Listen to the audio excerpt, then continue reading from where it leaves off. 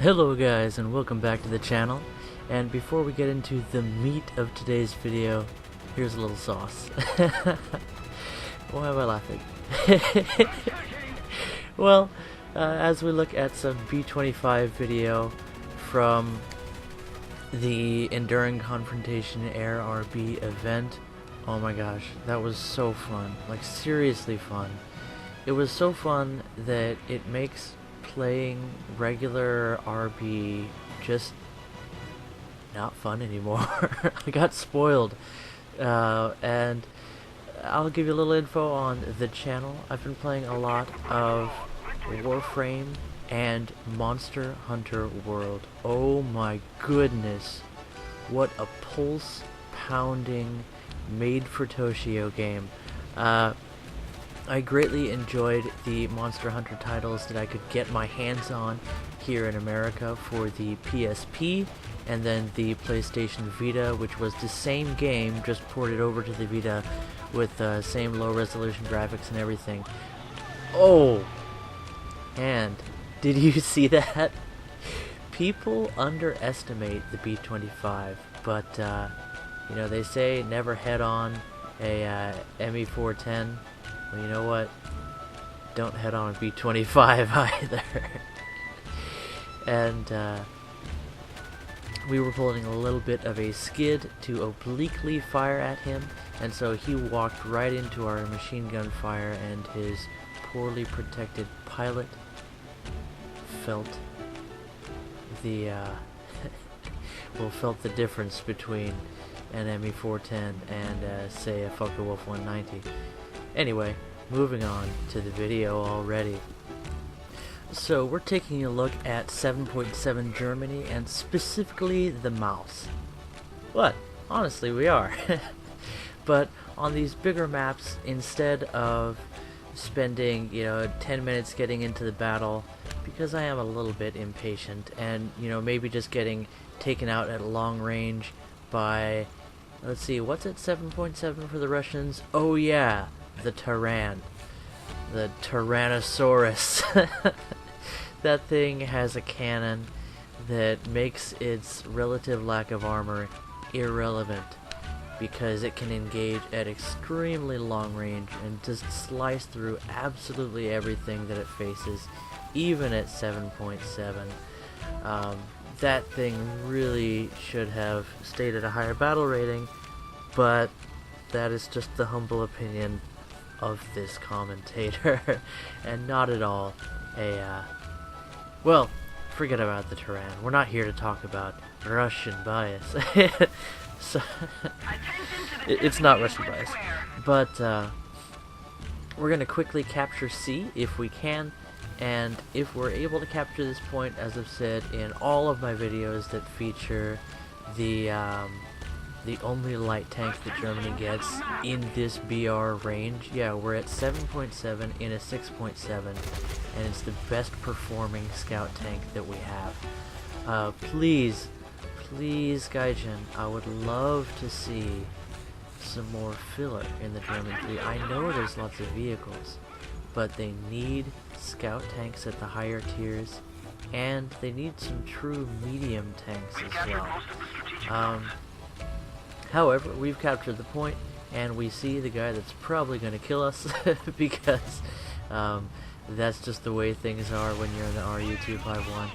And so we're hoping that we get enough points to respawn in the mouse now that we've made a little bit of impact on the match.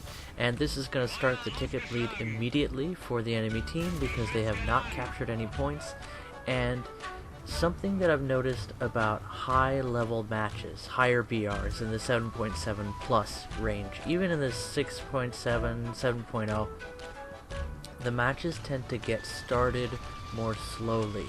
People are not so aggressive to push forward and capture points because they know that if you're out there driving fast, you're probably going to get shot. So we didn't have enough points to get into the mouse, but we form up into the Arado, and we're rocking our Israeli Air Force Pride because I love everything Israeli.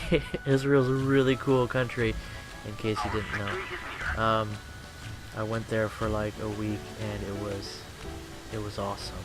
I still haven't forgotten. I want to go back, even though it costs so much money. Now, we were going to talk about the mouse, but we'll talk briefly about the Arado, because again, here's a 6.7 that is your best option for a strike bomber in 7.0. Is that an issue? Not so much, but you start to see sort of the BR compression. Boom, boom, drop both the bombs, and ooh, that is so satisfying. Our first bomb drop I was hoping would be enough, but I'm like, you know what? I haven't been playing much War Thunder lately, mostly because of Monster Hunter. Oh, also, I didn't mention that I was ridiculously sick yesterday, and I'm still pretty sick today, so I decided not to do anything yesterday, so everything is behind a day. The Arado, good at harvesting points, so you know what we're going to do. We're just going to go back to the airfield. I'll skip through that part. And you can belly land the Arado if you're very, very careful. Next. And we're back in the air and at the top of our team, which is a bad sign because all we've done is gotten a base capture and a kill. So that already tells me that our team is probably being shredded right now. And that's something that I'd like to sort of talk about. Now, when it comes to this game, there's some things that I really like about it, and then some things that just kind of kill the fun for me. And I don't want to say that I have it against this game, because it's just how the game works right now, and you know what? It's not my game. I play it because I enjoy it. But I'm not here to tell anybody how to make their game. But here's the thing. German teams are suffering hard at this battle rating. They have vehicles that are either mobile but cannot take a hit, and also have a difficult time reliably one-shotting enemy tanks. And on the other hand, they have the mouse at this battle rating that can take a few hits, but it doesn't have the presence on the battlefield to make a difference until 5 minutes into the match, and by then usually everyone's gone ahead with those mobile vehicles and gotten themselves killed because they can't take a hit, and they can't carry a match. So German teams are suffering not because they don't have vehicles that can perform well, but because their vehicles do not match the average player's tactics. And that seems kind of dumb, right? Because like your tactics as a player should complement your vehicles, right? Not like you should introduce vehicles into the games that will perform based on how players are playing. You know what I'm saying? Like, as a player, you should adapt your tactics to the tools that are available, instead of, you know, hoping for something different, right? Like you see here, I managed to pick up 2 kills with the Arado, and the fact that it got wiped out of the air, a non-issue, because it's all about the ground battle. So now we get to take out the mouse, and you can see what I'm talking about. Also, I'm super rusty at War Thunder, and I can't see what's going on. You know, the whole time I'm going to get shot a ton and have no idea where the people are that are shooting at me. And at this battle rating, a lot of the cannons that I'll face are firing Heat FS and rounds that have high velocity, low drop, so they can engage from long range effectively, but they are engaging a mouse. So right out of the spawn, we're being targeted, which is bad news. And while you watch the death cries of this land ship, I'll talk more about what German teams are facing, right? You have heavies that are not mobile because it's a super heavy, and I think the mouse is a really cool tank. It's a great thing to have into the game. And German teams could have a great advantage by the time mouse gets to the front line, but by that time, half your tickets are gone, you don't have any of the bases, and all of your Leopards and RU-251s and Leo 2s have been destroyed, or Panther 2s have been destroyed, right? We need some Leo 2s. Vi would like to level 2, yeah. At 7.7.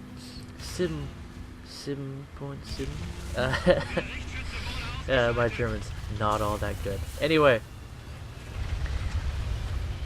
the tactics of individual players, if they changed, Germany could do just fine. Because you see that in the mouse, I can soak shots, right? Could you imagine if there were people that saw these people hitting me and were firing back at them, and I could draw fire like this? I've had matches where I've been able to do that, and those are on my channel. Just search for mouse and you'll find them. And I'm not, I'm not the most skilled player. I'm only really good in the IS-6, pre-nerf. I don't know what Thunderskill says about me. I should look me up. But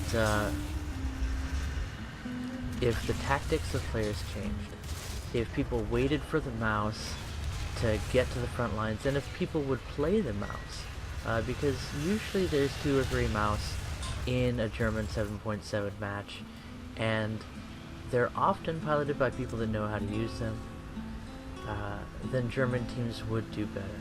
As it stands, the lighter armored tanks get torn to pieces by tanks that have better armor, equivalent guns, and acceptable mobility, and then, well, the rest is just the last vestiges of German bias dying in the cold winter of Stalingrad.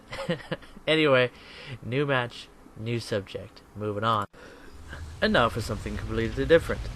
So, my general strategy when I want to play heavy tanks is, if the map is a large map, I'll pick something mobile and I'll capture a base first and try and score some points and play the objective, because that's how I roll. I like capturing points as quickly as I can, unless I'm in a vehicle that I know can just absolutely carry a match, and the mouse is not built for that.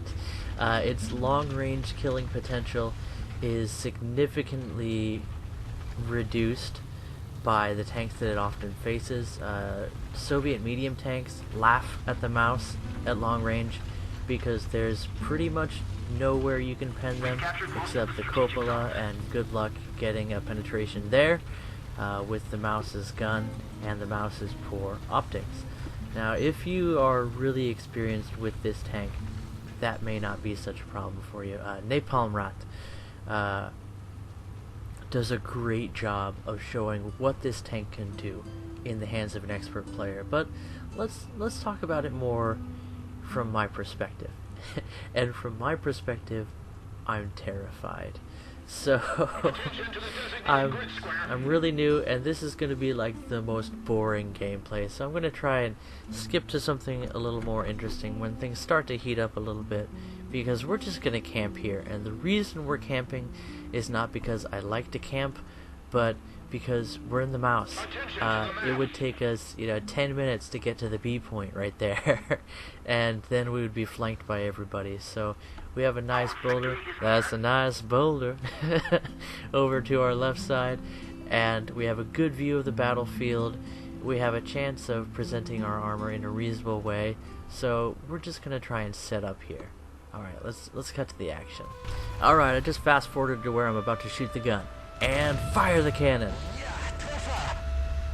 That was significantly less overwhelming than I was hoping it would be. Was that a T-44? Ugh. There's just, sometimes I just don't have words. So let's talk more about what's going on with German 7.7.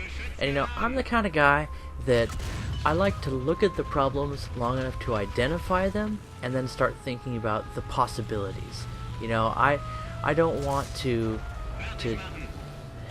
how do I put this? I'm a dreamer, right? I'm not a problem solver. I enjoy a good challenge, right? So let's enjoy this. And let's take this 7.7 Germany situation that we've already talked about, where you've got lightly armored mobile vehicles that cannot reliably one-shot enemies. And I'm talking, you know, for the average player. The average player. Because, again, if you're skilled, you can make these vehicles work very well. And then you've got the super slow, super heavy mouse. That's what you have in the standard tech tree. So, how do you make players change their tactics for the average player to play differently and to be able to succeed with German 7.7 lineup? And I think I have it. Unlimited respawns. Give us a game mode where we have unlimited respawns. And then you would need to capture and hold points, but these mobile mediums, instead of having to flank hard and avoid playing the objective, they could jump in like I do and capture the objective and then die gloriously, you know, and just see what you can accomplish. And then the super heavy, they can come in on a second wave and always have people to shoot at. And when you're able to absorb, you know, 5, 10, 15 rounds from an enemy tank and still survive and be a presence, a holding force on a capture point, then you buy time for reinforcements to arrive. And reinforcements are always coming. The reason I love Enduring Confrontation and the reason I have so much fun in Enduring Confrontation, even though I'm trash, right? I am aggressively average at War Thunder. I just play it, I used to play it a lot, and I would get a little bit good, but I've never been talented, and I've never devoted myself to really being a skilled player. You know what I'm saying? But I like to think that I have an ability to know what I did wrong when something goes wrong. And then I can decide if I want to learn from that and adapt my playstyle. But a lot of times, the way things are set up now, the answer is to play the game in a way that I find personally unexciting, boring, not fun. And a video game, that was fun. A video game should be fun from the moment you pick it up to the moment you put it down. But my relationship with War Thunder has often been excitement, wonder, frustration, and then I put the game down when it's not fun anymore. To compare that with Monster Hunter, which is a very challenging and technically demanding game along the lines of War Thunder, which is why I like it. Every action has a consequence. Everything you do it for a reason. And anything you don't do, any tool you don't use, detracts from your ability to make a difference in the battle. That's War Thunder, absolutely. 2 good hits on that, what's that, a Tupolev? But, you know what? Damage to rudder, it told me. That round, that armor-piercing, high-explosive round, has been known. It was designed and tested to one-shot B-17s. But anyway, I'm sure that Tu-14 had a good reason to survive 2 solid hits. And it didn't even crit his engine, right? You saw that round. Right? That wasn't a sparkle round. That was a registered hit. Went through his engine. And anyway, everything you do matters. Everything you don't, every tool you choose not to use has an impact. It pays to learn how to use everything. That's why I like War Thunder. That's why I like Monster Hunter. But in Monster Hunter, if you get wiped out, you immediately get back into the action. And that's not super realistic, but it's super important for having fun. Because instead of getting frustrated, you get back into the fight. It's not over. There's no time for your gut to just churn and for that anger to build up. No, instead it's adrenaline. It's bring it on. It's not, man, again, right? There's no sitting in the hangar. There's no waiting. And that's what you have in Enduring Confrontation. And that is the one reason why I have more fun in that game mode, even in Watch Me. See, Look, where's my spalling? Where's my spalling? I'm in the Leopard. I'm not able to reliably one-shot enemy tanks. Where could I have shot him? In his turret?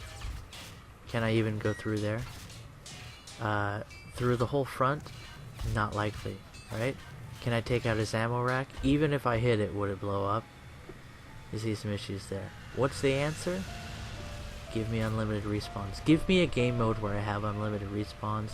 And a scene like that won't make me change to the American team. So here we are. Here we are actually having fun.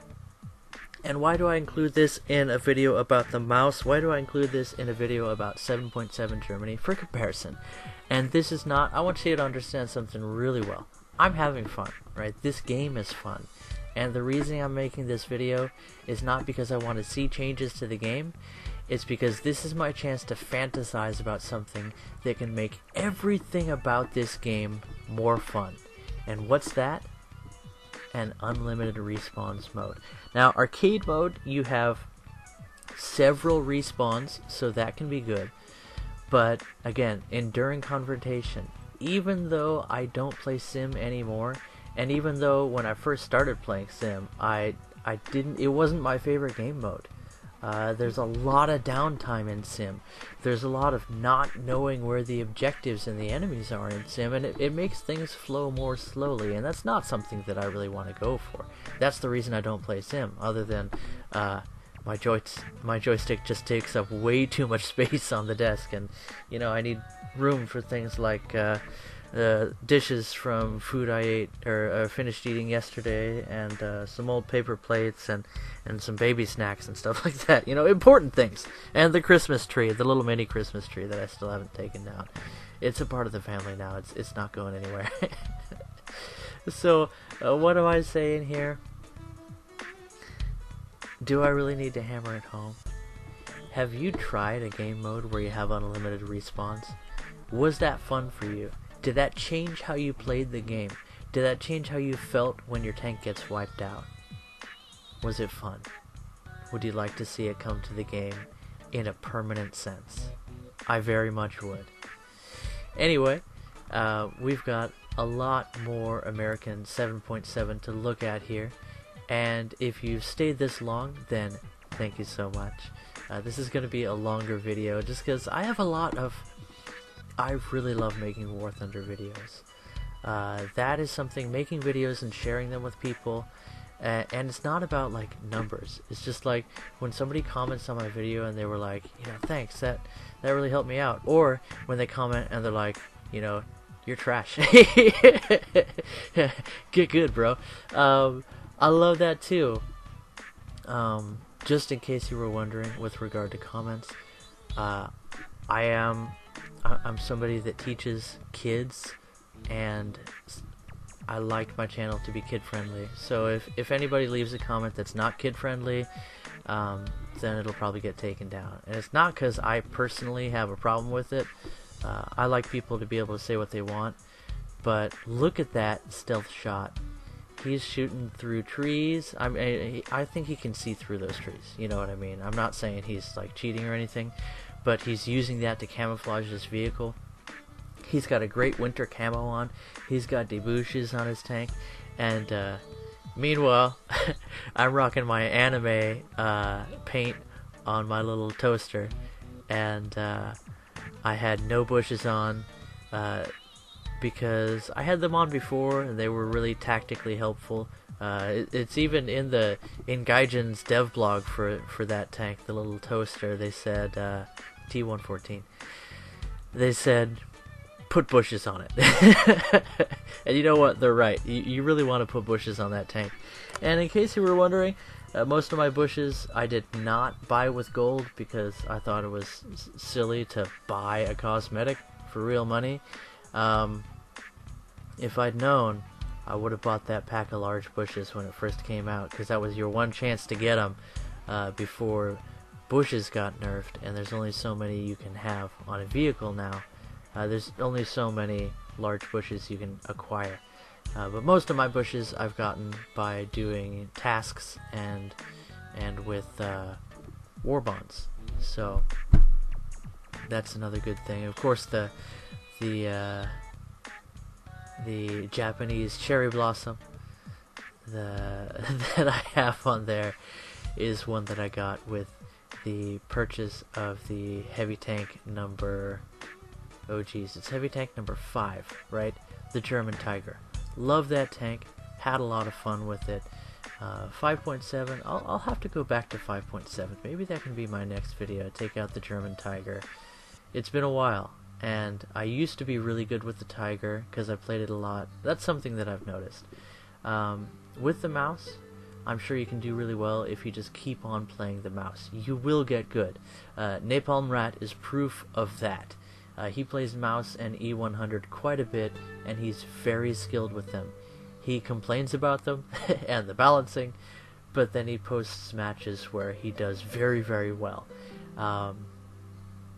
in all kinds of different situations. With the T114, if I played that little toaster more, and it's very playable. I could get very good, but I like to switch things up. So I stay average in my performance because I keep on changing vehicles.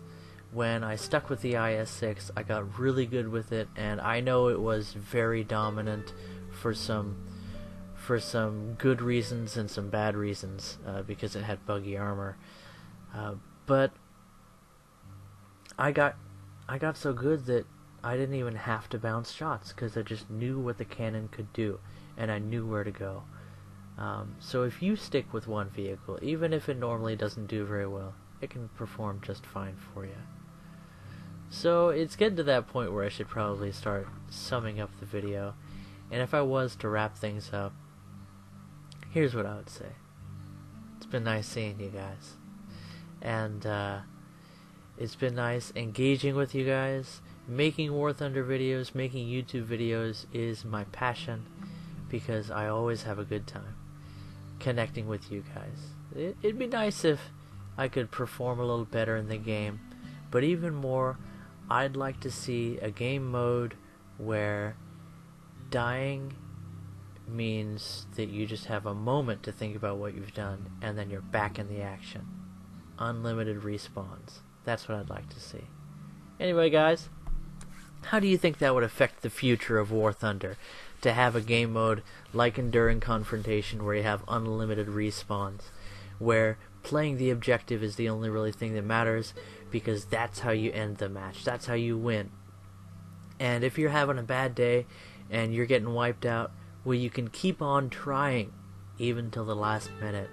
And spawn camping, would that be a problem? No, because the people watching your spawn would get overwhelmed because it puts you at a tactical disadvantage to be looking at the enemy spawn. And if you're going to camp right outside the spawn, well, all we would have to do is roll out in force with the next wave, and that wouldn't be an issue. So spawn camping would be solved. Was I wrapping this up?